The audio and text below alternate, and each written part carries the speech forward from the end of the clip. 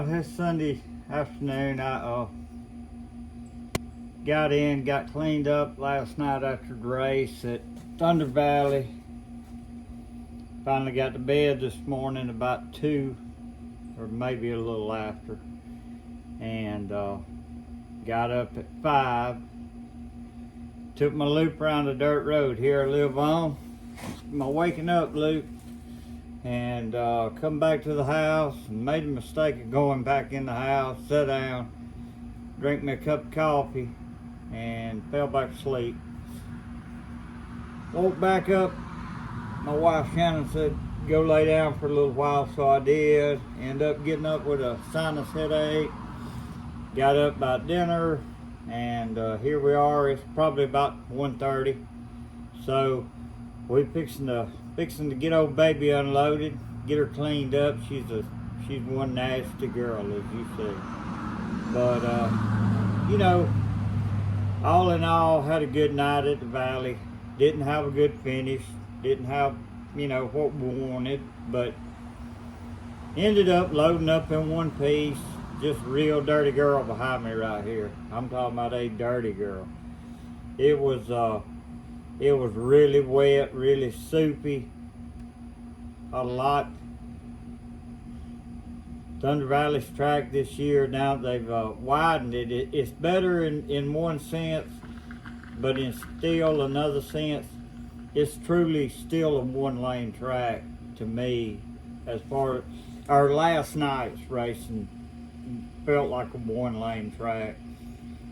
Although the track's wide, there's not a lot of grip anywhere but the center. There's a lot of sand in it, not much clay to it. It's real sandy surface, so it's just tough. If the track would have been the condition it was in the heat race, where it was the feature race, by the feature race time, man, we'd have been in good shape. We'd have had some really good racing. We had good racing going on, but they just wasn't a whole lot of passing. The pole sitter starting the feature race, he won it. The guy starting outside pole, Bo Minor, he ended up finishing second. I think Brent Mitchell won the race. I hadn't watched it yet. Really couldn't tell you a lot about it. I didn't see a lot of him because I was racing and I had about 3 cars in front of me, and we were all just in a big bunch there, and I run out of tear-offs and I backed off them probably 3 car lengths, 4 car lengths, and I kept thinking, man, they're going to get together the last 3 or 4 laps, but they never did. Everybody done a fine job driving. That's one thing I will say. Last night, caution free. After we sat in pit road for probably 20 minutes on a late model race that had probably 10 cautions in it. So, man, street stock done a whale of a job, and my hat's off to the guys that raced with me. Heck of a job on driving. Everybody drove clean. Just a good race under the conditions. And the conditions, it's not the track's fault. Mother Nature had just dumped a ton of rain on us. See, we've got a lot of water out there. And have my hats off to Thunder Valley Speedway for getting the track ready to race and allowing us to come race. Because a lot of tracks wouldn't even have put forth the effort to get a track ready under this much rain conditions. So, hey, we appreciate you at Thunder Valley for getting the track ready for us to run on. I know all of us are biting at the bit to get up on the track. Well, you can tell it by the numbers. Thunder Valley has been all year long. They've been nights where they didn't have 3 street stops. Most of the season, I think they've averaged 5 to 7 cars maybe in street stock. And the 5 to 7 they're averaging, I truly only think 2 of those was there last night. So they were missing most of their regulars, but I think we had like either 11 or 12 street stops showed up last night to run, and it was all a lot of good cars. And like I said, wouldn't but I think two of their regular every week guys there last night to run with. So hey, you had 8, 9 out of towners or non-regulars show up for street stock, so it tells you, hey, we're proud to have a place to go run at. Everybody wanted to put their cars out on the track. It gets old working on them day after day, week after week, and not being able to run on Saturday night. So thank you for that. A few of the guys that was out there last night with us was, of course, Brent Mitchell, Bo Miner, Jackson Moore, number 2, was there. The 57 car. Gosh, trying to jog my mind and think. Jamie Sutter's had his new car there.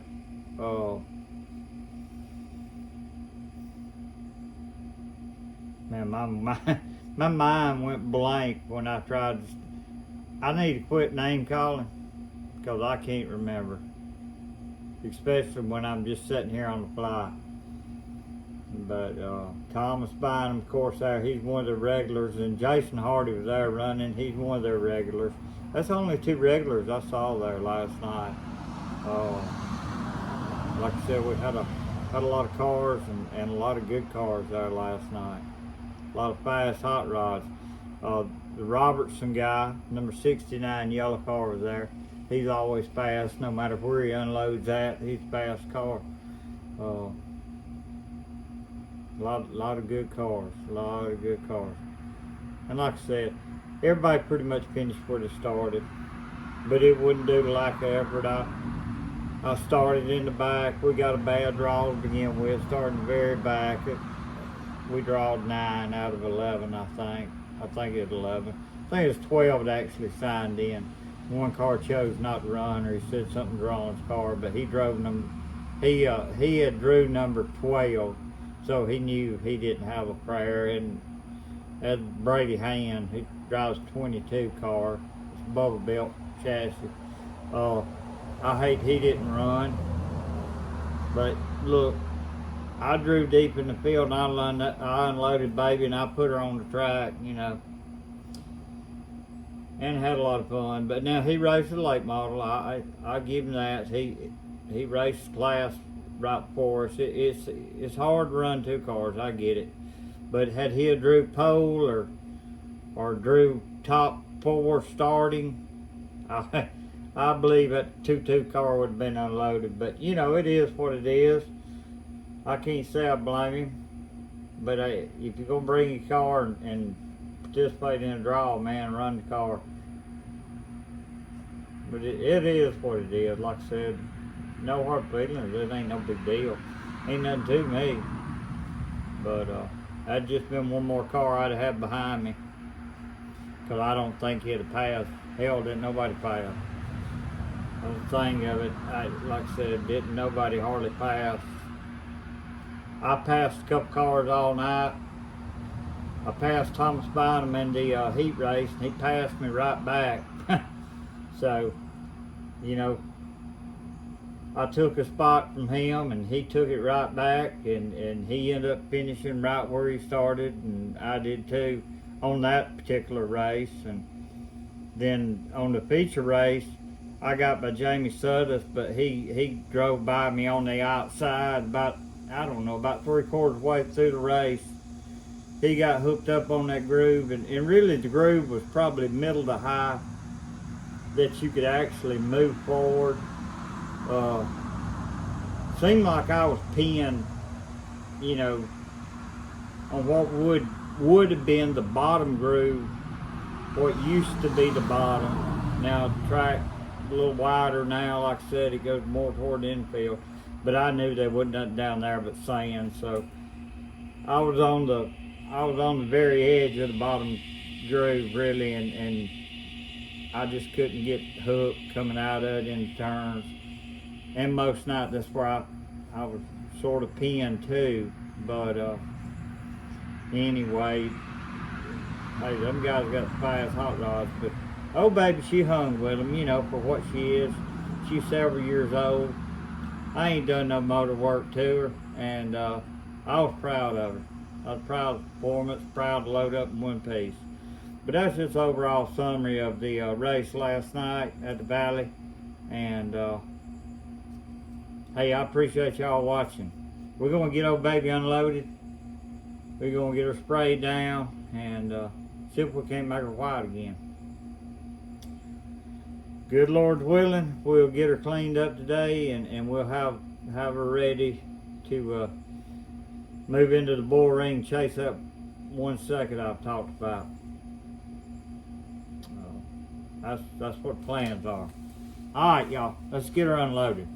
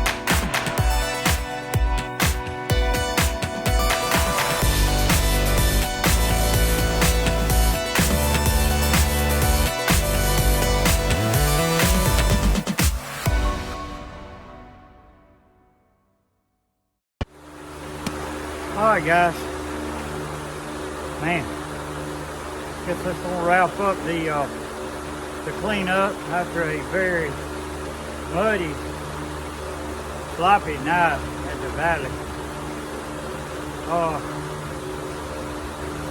Didn't have everybody there with us last night. As you see in the videos, of course we was missing Jake and his wife and little boy. Corey and them didn't make it, and Blake and his wife didn't make it, and my partner out there on the track, Shane, G14, he had to work, and wife had to work, him and Kelsey both. We had Grant with us, so we missed Colton, Cambry, of course Grady, the other grandchild, we missed them last night, just me, Shannon, and Grant at the Valley last night. But hopefully we'll all return together this coming Saturday night at Columbus Speedway, aka Bull Ring. And me and Shane both should be running, should both have the cars there, G12, G14, Galloway Racing. Should be well represented at the Bull Ring. Hope for a good night and chasing that 1 second, baby. We're gonna get there. We're going to work on this hot rod all week, and baby's going to be ready for it. All right, appreciate y'all again. Remember to like and subscribe. Hey, share it with some of your friends. Let them know what's up. Tell them we got it, the real deal. You know, we don't go out and win every night. That's the real deal. You see in a low budget, man, just 90% out of pocket. Small working family racing. That's what you got with us. You got people that do it because of love of it. Ain't nobody funding this. I wish they would, believe me. I got help. I got a few sponsors. Jimmy Muffler, Galloway Racing, of course. Reinhardt Racing, give us a hand. LB Wooden Signs, Lauren Barrett Racing.